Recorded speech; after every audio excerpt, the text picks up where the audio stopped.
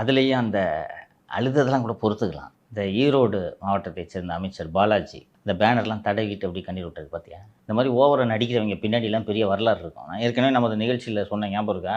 ஈரோடு பக்கம் எப்போ பாரு ரெஸ்டோ பாரில் குடிச்சிட்டு காசு கொடுக்காம தகராறு பண்ணுவார். அவங்களுக்கு தெரியாமல் எம்எல்ஏ ஆகிட்டேன், மந்திரி ஆன பிறகு தான் தெரியுதுன்ட்டு.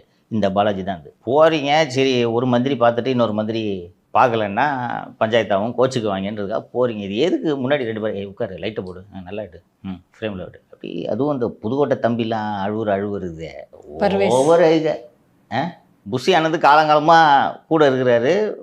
அவர் அழுகிறதுல நியாயம் இருக்குது. ஐயோ இவ்வளோ நாள் நம்ம இந்த ரசிகர்களை ஃபஸ்ட்டு ஷோ போய் கட்டுப்படுத்திட்டு இருந்தோம், அந்த வேலை இல்லையே இனிமேல்னு மந்திரி ஆகிட்டாங்களே நம்மள்ட்டு அவர் அழுகுறாரு. அது புரிந்து கொள்ள முடிகிறது. மற்றவங்களாம் எதுக்கு இவ்வளோ சீனு?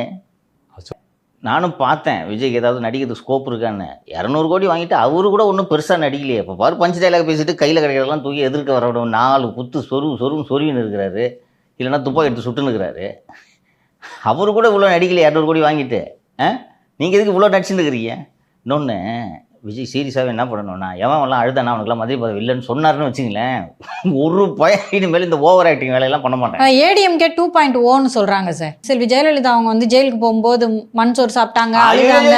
ஐயோ அப்பப்பா நினைத்து பார்க்கவே ஐயோ தம்பி, அப்போலோ ஹாஸ்பிட்டல் வாசலே உட்காந்துட்டாங்க. மண்சோறு இந்த வளர்மதி கோகுலேந்திராலாம் அடித்த கூத்துருக்கே, அதுலலாம் ஏடிஎம்கே காரணத்தில் அடிச்சு விஞ்சவே முடியாது, எடுத்துருவாங்க. திமுக ஓரளவுக்கு அதில் ஒரு பாதி அளவுக்கு செய்வார்கள். இவங்க இப்போ எல்லாத்தையும் மிஞ்சிடுவாங்க போல இருக்கு.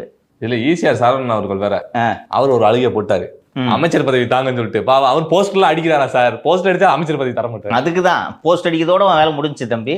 போஸ்டர் துறை என்று ஒரு துறை உருவாக்கினால் உனக்கு அந்த துறையை தர்றான், அதுக்கு மேலெல்லாம் உனக்கு கண்ட துறையெல்லாம் தூக்கி வாங்கிட்ட கொடுக்க முடியாதுன்றாங்க. அவரோட தொழிலே பேனர் அடிக்கிறது போல இருக்கு. தெருல ஊர் ஃபுல்லா பேனர் அடிச்சு. இல்லை, அவரோட தொழிலே பேனர் அடிக்கிறது தான். அதுலயும் சார் அந்த பர்வேஸ் அவர்கள் அழுது தான் என்னால தாங்கவே முடியும். புதுக்கோட்டை தம்பி தானே? ஆமா சார். ஓவர் சீனு. லைட்ல பாத்தீங்களா, ஃபோக்கஸ் எல்லாம் வச்சு பின்னாடில இருந்து ஒரு கேமரா, இங்கிட்டு ஒரு கேமரா, முன்னாடி ஒரு கேமரா.